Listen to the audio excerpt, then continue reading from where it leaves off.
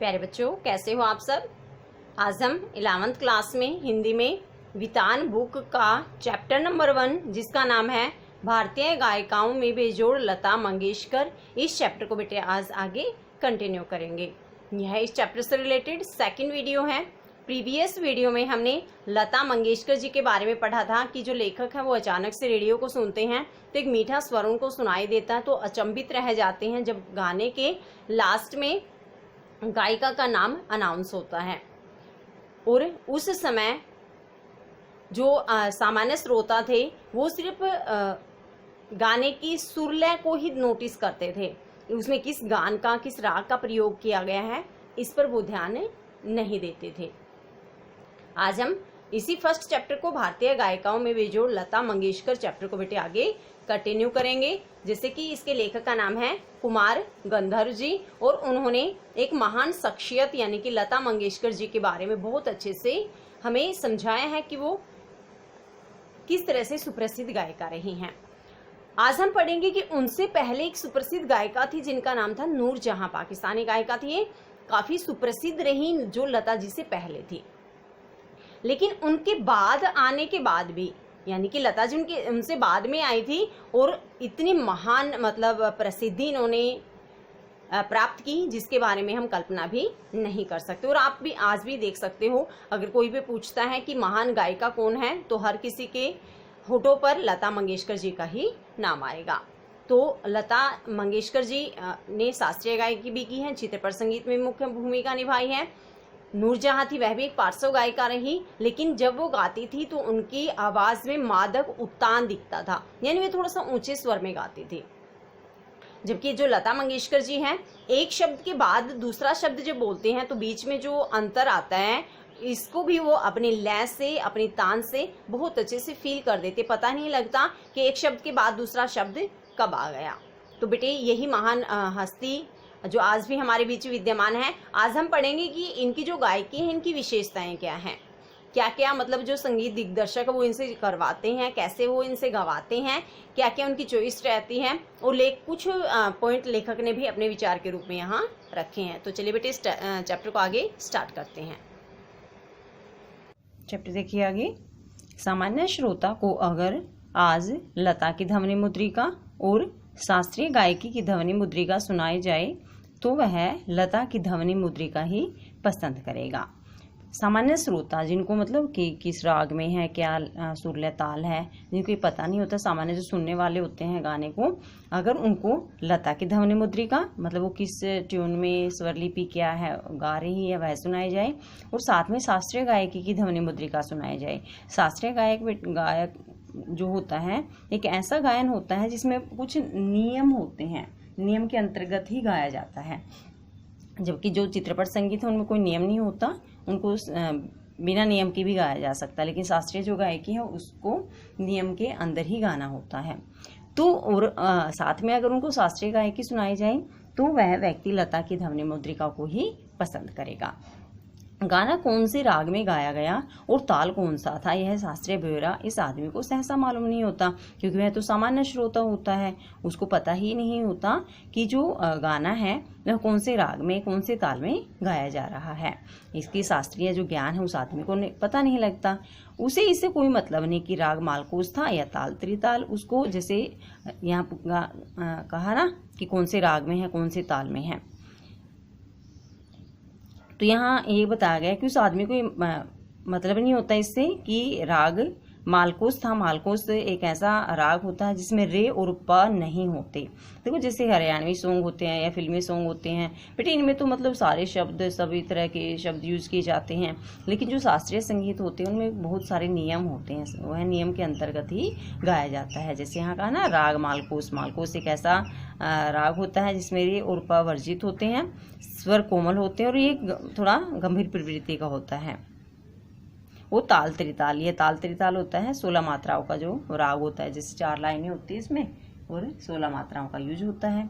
उसे तो चाहिए वह मिठास जो उसे मस्त कर दे, उसे तो बस ऐसा गाना चाहिए जो उसको मस्त कर दे, जिसका वह अनुभव कर सके और यह स्वाभाविक ही है। और ऐसा उसको राग चाहिए जिसको वह अनुभव कर सके।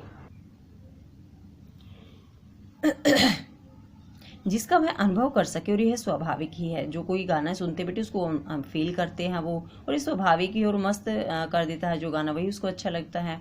क्योंकि जिस प्रकार मनुष्य तो हो तो वह मनुष्य है। मान लीजिए मनुष्य तो सभी हैं, लेकिन अगर किसी के अंदर इंसानियत नहीं है तो वह सही मायने में मनुष्य नहीं है। वैसे ही गानपन हो तो वह संगीत है।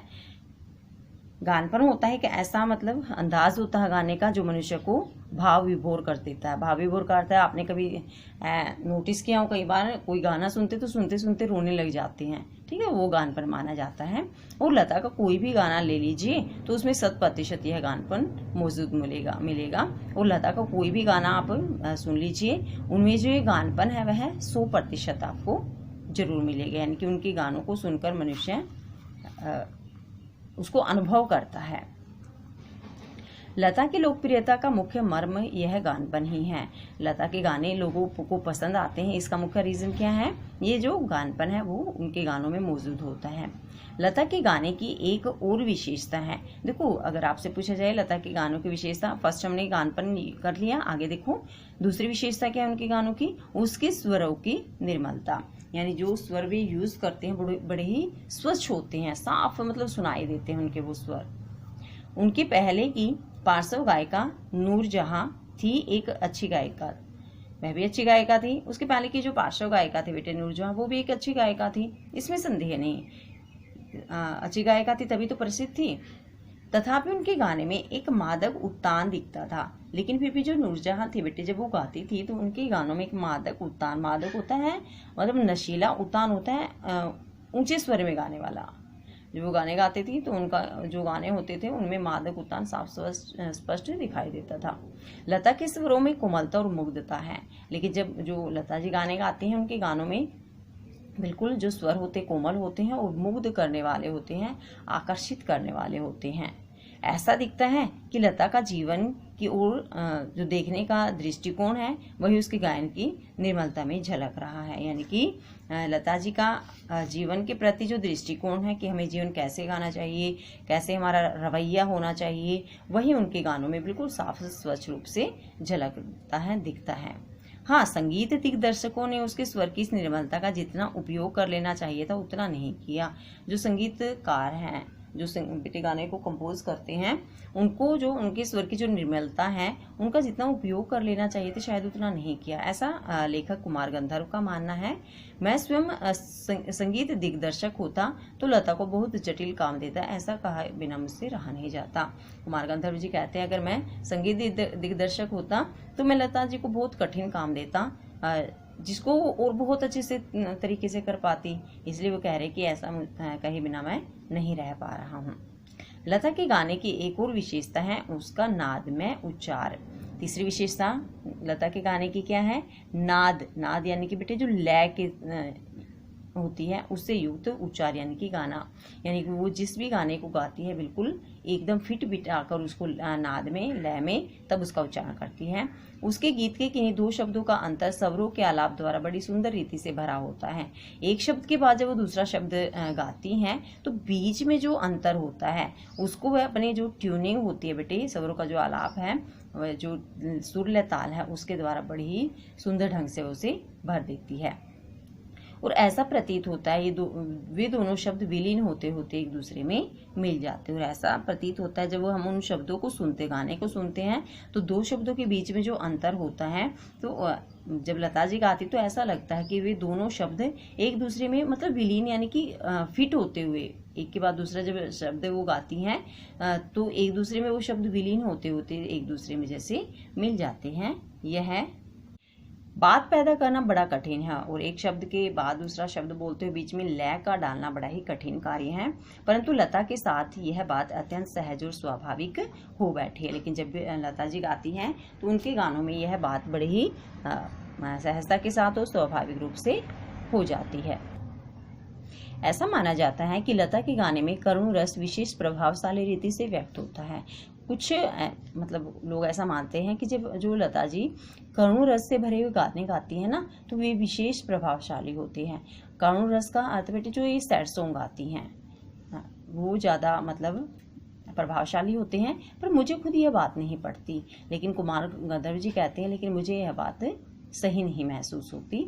मेरा अपना मत है कि लता ने करुण रस के साथ उतना न्याय नहीं किया है, बजाय इसके मधुर श्रृंगार की अभिव्यक्ति करने वाले मध्य या द्रुत लय के गाने लता ने बड़ी उत्कटता से गाए हैं। लेकिन लेखक का क्या मानना है कि जो लता जी हैं उन्होंने करुण रस के साथ उतना न्याय नहीं किया, यानी कि जो सैड सॉन्ग होते हैं उनको वो और भी मतलब गंभीर बनाकर गा सकती थी, बजाय इसके उन्होंने जो मधुर श्रृंगार की अभिव्यक्ति की है ना, जो मतलब मस्ती भरे गाने होते हैं, प्रेम भरे गाने होते हैं, उनको जो अभिव्यक्ति दी है इन्होंने, जिसको इन्होंने मध्य या द्रुत लय होती है, थोड़ा स्पीड से गाने को जब गाते हैं तो ऐसे गाने लता ने बड़ी उत्कटता से बड़ा मन लगाकर उनको गाया है। मेरी दृष्टि से उनके गायन में एक और कमी है। लेखक देखो अपने व्यूज बता रहा है, अपने विचार यहाँ प्रकट कर रहा है कि मेरी दृष्टि से जो लता जी गाने गाती हैं उनमें एक कमी है। तथापि यह कहना कठिन होगा कि इसमें लता का दोष कितना है, लेकिन जो लेखक को कमी महसूस हुई, साथ ही ये कहा कि मुझे ये नहीं पता है कि इसमें लता जी की कमी है या किसी और की, यानी कि संगीत दिग्दर्शकों की है। लता का गाना सामान्यतः ऊंची पट्टी में रहता है। जो लता जी हैं वो गानों को ज़्यादातर ऊंची पट्टी में यानी ऊंचे स्वरों का प्रयोग करती है, थोड़ा मतलब जोर से गाती है उन गानों को। गाने में संगीत दिग्दर्शक उसे अधिक से अधिक ऊंची पट्टी में गवाते हैं, और जो गाने होते हैं जो संगीत को कंपोज करने वाले होते हैं वे उसे ज़्यादा से ज़्यादा ऊंची आवाज़ में गाने के लिए कहते हैं, और उसे बिना अकारण ही चिढ़वाते हैं, और अकारण ही उनको जोर जोर से चिल्लाना पड़ता है। एक प्रश्न उपस्थित किया जाता है, लेखक एक प्रश्न पूछते हैं कि शास्त्रीय संगीत में लता का स्थान कौन सा है। देखो चित्रपट संगीत में तो लता का स्थान सर्वप्रथम है, लेकिन साथ में लेखक पूछते हैं कि जो शास्त्रीय संगीत है उसमें लता का स्थान कौन सा है। मेरे मत से यह प्रश्न खुद ही प्रयोजनहीन है। साथ ही जवाब भी दे रहे हैं लेखक कि मेरा तो मानना है कि ये जो मैंने सवाल किया, शायद ये है जो प्रश्न है ये अपने आप में ही इसका कोई प्रयोजन नहीं है। उसका कारण यह है कि शास्त्रीय संगीत और चित्रपट संगीत में तुलना हो ही नहीं सकती। इन्होंने कहा, इसका कारण ये माना इन्होंने कि जो शास्त्रीय संगीत तो बहुत ही मतलब नियम के अनुसार गाना होता है। शास्त्रीय नृत्य भी ऐसे ही होते हैं, उसमें काफ़ी सारे नियम होते हैं, और जो चित्रपट संगीत है उसमें कोई हम तुलना कर ही नहीं सकते। जहाँ गंभीरता शास्त्रीय संगीत का स्थायी भाव है, वहाँ जलदलय और चपलता चित्रपट संगीत का मुख्य गुणधर्म है। देखो जो शास्त्रीय संगीत होता है उसको बड़ी गंभीर प्रवृत्ति से गाया जाता है, और जो चित्रपट संगीत है उसमें जलदलय यानी कि तेज गति से भी हम उसको गा सकते हैं, चंचलता से भी हम उसको गा सकते हैं, कोई शब्द आगे पीछे भी कर सकते हैं, कैसे भी शब्दों का हम उसमें यूज कर सकते हैं। लेकिन शास्त्रीय संगीत में ऐसा नहीं होता। चित्रपट संगीत का ताल प्राथमिक अवस्था का ताल होता है। जो चित्रपट संगीत में जो ताल, जो ट्यून यूज की जाती है वो पहली अवस्था की होती है, जबकि शास्त्रीय संगीत में ताल अपने परिष्कृत रूप में पाया जाता है। लेकिन जो शास्त्रीय संगीत है उसमें जो ताल होती है वह परिष्कृत रूप होता है बेटे चरम सीमा, यानी कि जो ताल की लास्ट स्टेज होती है ना वो यूज होती है शास्त्रीय संगीत में। चित्रपट संगीत में आधे तालों का उपयोग किया जाता है। जो चित्रपट संगीत होता है उसमें सारे ताल नहीं होते, देखो तो धूम धड़ाके के होते हैं, उसमें 2-3 ट्यून ही यूज होती है पूरे गाने में। सैड सॉन्ग उसमें भी मतलब कम ही यूज होती है, इसलिए जो चित्रपट संगीत है उसमें आधे तालों का यूज होता है। उसकी लयकारी बिल्कुल अलग होती है, शब्दों को आगे पीछे कैसे भी ट्यून दे सकते हैं, हमको कैसे भी लैंग्वेज में हम उसको गा सकते हैं, और आसान भी होती हैं। यह गीत और आघात का ज़्यादा महत्व दिया जाता है। गीत क्या है और टच कितना कर रहा है सामने वाले को, मतलब वही बात है जिससे बेटी मैंने लास्ट वीडियो में बताई थी कि अगर आपका सैड सॉन्ग सुनने का मन है तो आप उसको अनुभव करते हो, अगर आपको धूम धड़ाके वाले गाने सुनने पसंद है तो आप उनको अनुभव करते हो। सुलभता और लोच को अग्र स्थान दिया जाता है। चित्रपट संगीत में सुलभता और लोच होता है बेटे जो स्वर है उनका बिल्कुल बारीकी से मनोरंजक रूप से हम यूज करते हैं। तथापि चित्रपट संगीत गाने वाले को शास्त्रीय संगीत की उत्तम जानकारी होना जरूरी है। फिर भी जो चित्रपट संगीत गाने वाले होते हैं उनको शास्त्रीय संगीत की बेस्ट तरीके वाली जानकारी होना बहुत ज़रूरी है, और वह लता के पास निसंशय है, और ये जो उत्तम जानकारी है लता के पास बिना किसी संशय के हैं। अर्थात उनको जितना ज्ञान चित्रपट संगीत का है उससे कहीं अधिक ज्ञान उनको शास्त्रीय संगीत का भी है कि शास्त्रीय संगीत को हम गा कैसे सकते हैं। तो आज के लिए इतना ही। नेक्स्ट वीडियो में बेटे हम चैप्टर को कंप्लीट रीड करेंगे।